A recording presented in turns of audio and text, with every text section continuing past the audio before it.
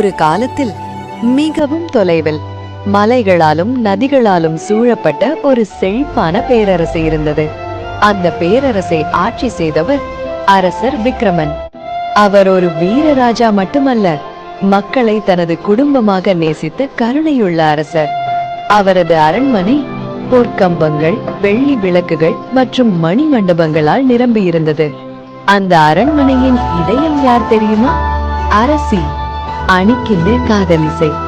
அவள் அழகில் மட்டுமல்ல, மனதில் கூட ஒரு தேவதை போல இருந்தாள். அரசரும் அரசியும் ஒருவரையொருவர் மிகவும் ஆழமாக நேசித்தார்கள். அவர்களின் வாழ்க்கை ஒரு கனவு போல இருந்தது. ஆனால் ஒரு நாள் அந்த மகிழ்ச்சியான அரண்மனையில் ஒரு இருள் விழுந்தது. அரசி திடீரென்று நோயுற்றாள். மருத்துவர்கள் வந்தார்கள், மருந்துகள் கொடுக்கப்பட்டன. ஆனால் விதி வேறொரு முடிவை எடுத்திருந்தது. ஒரு மாலை நேரத்தில் அரசி தனது கடைசி மூச்சை விட்டாள். அந்த செய்தி கேட்டு அரசர் விக்ரமன் முற்றிலும் உடைந்து போனார். அவர் கண்ணீர் நிற்கவே இல்லை. அரண்மனையில் இருந்த மகிழ்ச்சி ஒரே நாளில் மௌனமாக மாறியது. அவர் யாரிடமும் பேசவில்லை, உணவையே சாப்பிடவில்லை. அவள் இல்லாமல் நான் எப்படி வாழ்வேன் என்று தனக்குத்தானே கேட்டுக்கொண்டிருந்தார். ஒரு நாள் அவர் ஒரு முடிவெடுத்தார். தனது அறைக்குள் சென்று கதவை பூட்டிக் கொண்டார். ஒரு நாள், 2 நாள், 3 நாள், 8 நாட்கள் அவர் வெளியே வரவே இல்லை. அமைச்சர்கள் கவலைப்பட்டனர், மக்கள் பதட்டமடைந்தனர். நம்ம அரசருக்கு என்ன ஆகும்? அரண்மனை முழுவதும் சோகமான அமைதி.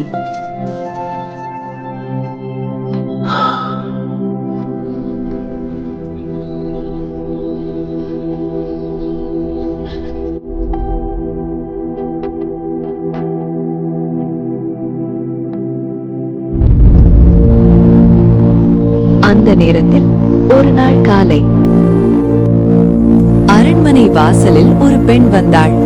அவள் கண்களில் ஒரு மர்மம், அவள் நடையில் ஒரு நம்பிக்கை. அவளின் பெயர் மாயாவதி.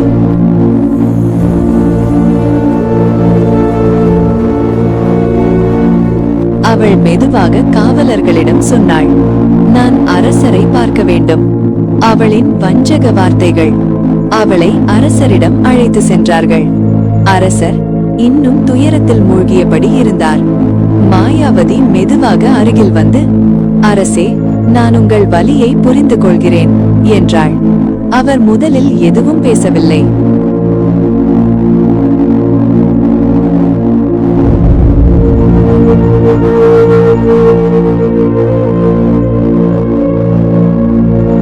அவள் தொடர்ந்தாள், நானும் ஒரு விதவைதான்.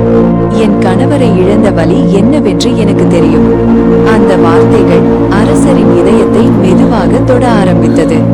அவர் மெதுவாக தலை தூக்கி பார்த்தார். பல நாட்களுக்கு பிறகு ஒருவரிடம் பேச ஆரம்பித்தார். மாயாவதி அவனுடன் தினமும் பேச ஆரம்பித்தாள்.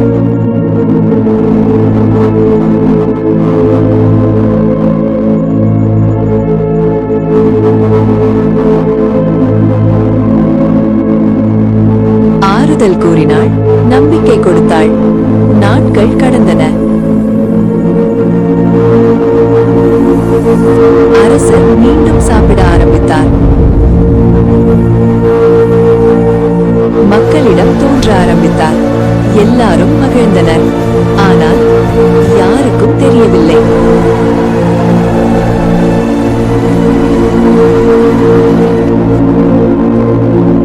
அரசர் மெதுவாக மாயாவதியின் வலையில் சிக்கிக் கொண்டார். ஒரு நாள் அரசர் ஒரு பெரிய முடிவெடுத்தார்.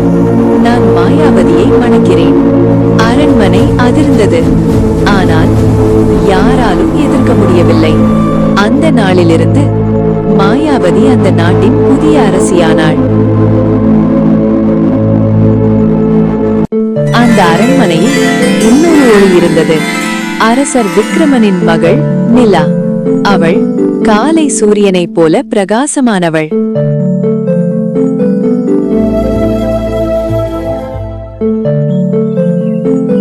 மனதில் தூய்மையானவள். எல்லாரிடமும் அன்பாக நடக்கும் ஒரு இளவரசி. ஆனால் மாயாவதிக்கு நிலாவை பார்த்தவுடனே பிடிக்கவில்லை. இந்த பெண்ணே இந்த அரண்மனையின் உண்மையான வாரிசு என்று அவள் மனதில் நினைத்தாள். மாயாவதிக்கு ஒரு மகள் இருந்தாள். அவள் பெயர் ரூபிணி. அவள் அகம்பாவம் நிறைந்தவள், கோபக்காரி, பொறாமை நிறைந்தவள். ஒரு நாள் மாயாவதி ஒரு திட்டம் போட்டாள்.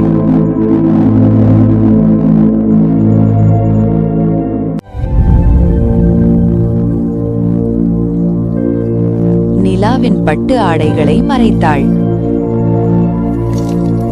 அவளது நகைகளை எடுத்துக்கொண்டாள்.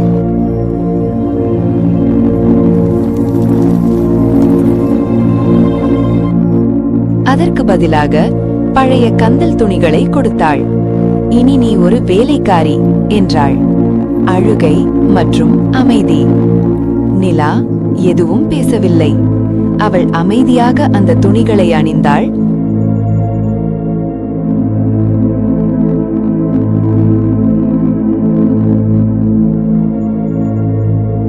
வேலை செய்ய ஆரம்பித்தாள். அழகான உள்ளம். ஆனால் அவள் மனம் மட்டும் மாறவில்லை. இன்னும் நல்லவளாகவே இருந்தாள். எல்லோருக்கும் உதவினாள். அடுத்த பெரிய திருப்பம். ஒரு நாள் வானத்தில் ஒரு விசித்திரம் நடந்தது. மேகங்கள் விலகின. ஒளி பிரகாசித்தது. தூரத்தில் ஒரு தங்க ஒளி தோன்றியது. அது மெதுவாக அருகில் வந்தது.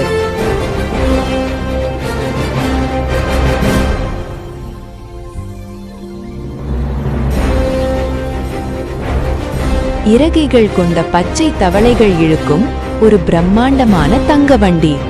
அந்த வண்டி வானத்தில் பறந்து கொண்டிருந்தது.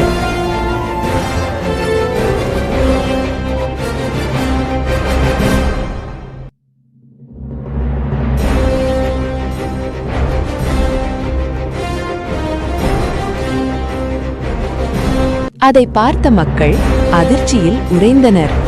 இளவரசன் ஆதித்யாவின் வருகை.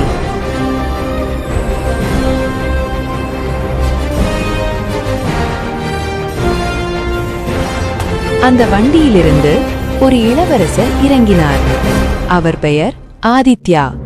உயரமானவர், தைரியமானவர்.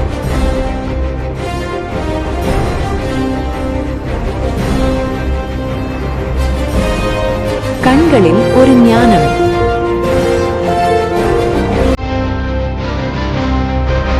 மாயாவதி உடனே ரூபிணியை அழகாக அலங்கரித்து இளவரசன் முன் நிறுத்தினாள். ஆனால் ஆதித்யாவின் கண்கள் ஒரே ஒருவரைத்தான் தேடியது. அந்த ஒரு நொடி அவர் பார்த்தார் ஒரு மூலையில் கந்தல் துணியில் நின்றிருந்த நிலாவை. அவளது கண்களில் இருந்தது உண்மை, நேர்மை.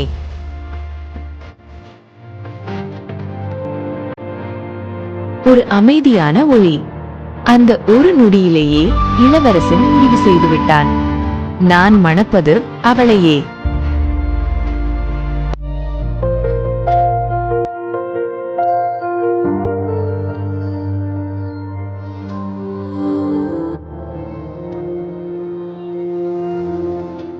அந்த ஒரு வாக்கியம், நான் மணப்பது அவளையே, அரண்மனையின் அமைதியை உடைத்தது. மாயாவதியின் முகம் ஒரு நொடியில் மாறிவிட்டது. அவள் சிரித்தாள். ஆனால் அந்த சிரிப்பின் பின்னால் ஒரு கொடிய திட்டம் பிறந்தது. சரி இளவரசே, நீங்கள் சொல்வது போலவே நடக்கும் என்று அவள் அமைதியாக கூறினாள். ஆனால் அவள் மனதில் நிலாவொரு உன் வாழ்க்கையில் வரமாட்டாள் என்று தீர்மானித்து விட்டாள். அந்த இரவு இளவரசன் ஆதித்யா அரண்மனை தோட்டத்திற்கு சென்றார். அங்கு நிலா மெதுவாக வந்தாள். அந்த இரவு நிலாவின் முகத்தில் பயமும் நம்பிக்கையும் கலந்திருந்தது. இளவரசே, இது சரியா இருக்குமா? அவள் மெதுவாக கேட்டாள். நிலா, உன் கண்களில் நான் உண்மையை பார்த்தேன். நான் உன்னை இந்த இடத்திலிருந்து அழைத்துச் செல்வேன். அவள் கண்களில் கனல், ஆனால் அந்த கண்ணீரில் ஒரு நம்பிக்கை ஒளி. நாம் இன்று நள்ளிரவில் இந்த ஜன்னல் அருகே சந்திப்போம். நான் உன்னை என்னுடன் அழைத்துச் செல்வேன். நிலா மெதுவாக தலையசைத்தாள். அவளின் இதயம் வேகமாக துடித்தது. ஆனால் இந்த முழு உரையாடலும் இருளில் யாரோ கேட்டுக்கொண்டிருந்தார். அது யாரு? மாயாவதி. அப்படியா? நீங்கள் இருவரும் ஓடப் போகிறீர்களா? அவள் கண்களில் ஒரு தீப்பொறி. இப்போதான் என் விளையாட்டு ஆரம்பம். அந்த இரவு நள்ளிரவு நெருங்கியது. காற்று மெதுவாக வீசியது. நிலா ஜன்னல் அருகே காத்திருந்தாள். அதே நேரத்தில் மாயாவதி தனது அறையில் ஒரு இருண்ட மந்திரத்தை தயாரித்தாள். அவள் ஒரு மந்திர கோலை எடுத்தாள். சில மர்ம வார்த்தைகளை உச்சரித்தாள். நிலாவின் குரல் இனி ரூபிணிக்கே. ஒரு மின்னல் போல அந்த மந்திரம் வேலை செய்தது. இருளில் நடந்த ஏமாற்றம், நள்ளிரவு, அனைத்தும் அமைதி. இளவரசன் ஜன்னல் அருகே வந்தான். நிலா? அவன் மெதுவாக அழைத்தான். அங்கு வந்தது ரூபிணி. ஆனால் அவளது குரல் நிலாவின் குரல் போலவே இருந்தது. நான் தான். இளவரசன் சந்தேகப்படவில்லை. இருள், குரல் அவனை ஏமாற்றிவிட்டது. இளவரசன் தனது கையில் இருந்த ஒரு அழகான வைர மோதிரத்தை எடுத்தான். இது என் காதலின் அடையாளம். நான் உன்னை ஒருபோதும் விடமாட்டேன். அவன் அந்த மோதிரத்தை ரூபிணியின் கையில் அணிவித்தான். அந்த நொடியில் உண்மையான காதல் ஒரு வஞ்சகத்தில் சிக்கிக் கொண்டது. மறுநாள் காலை நிலா அந்த செய்தியை கேட்டாள். இளவரசர் ரூபிணிக்கு மோதிரம் கொடுத்தார். அவள் இதயம் உடைந்து போனது. இது எப்படி சாத்தியம்? அவள் ஓடிப்போய் ரூபிணியின் கையில் அந்த மோதிரத்தை பார்த்தாள். அவள் கண்களில் கண்ணீர் வழிந்தது. அந்த நேரத்தில் மாயாவதி சிரித்தாள். பார்த்தாயா நிலா? இளவரசர் யாரை தேர்ந்தெடுத்தார்? இது அவளுக்கான திருமண பரிசு. அவள் வார்த்தைகள் நிலாவின் இதயத்தை குத்தின. அதோடு முடிந்துவிடவில்லை. மாயாவதி நிலாலை பிடித்து ஒரு உயரமான வெள்ளி நிற கோபுரத்திற்குள் அடைத்தாள். அந்த கோபுரம் மிகவும் உயரமானது, யாராலும் ஏற முடியாதது. இனி நீ இங்கேயே உன் வாழ்க்கை முழுவதும்.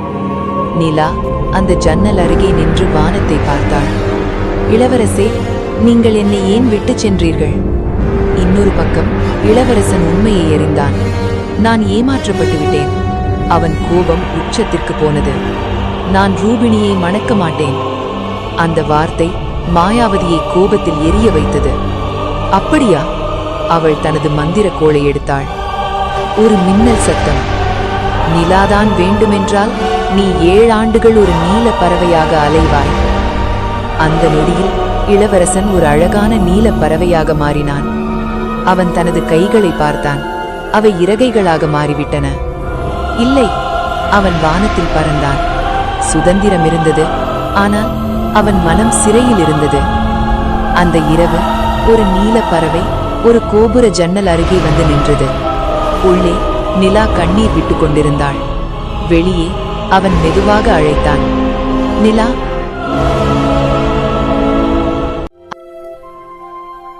உங்களுக்கு ஹாப்பி எண்டிங் பார்க்கணும்னா சப்ஸ்கிரைப் பண்ணுங்க. சோகமான எண்டிங் வேண்டும்னா கீழே காமெண்ட் பண்ணுங்க.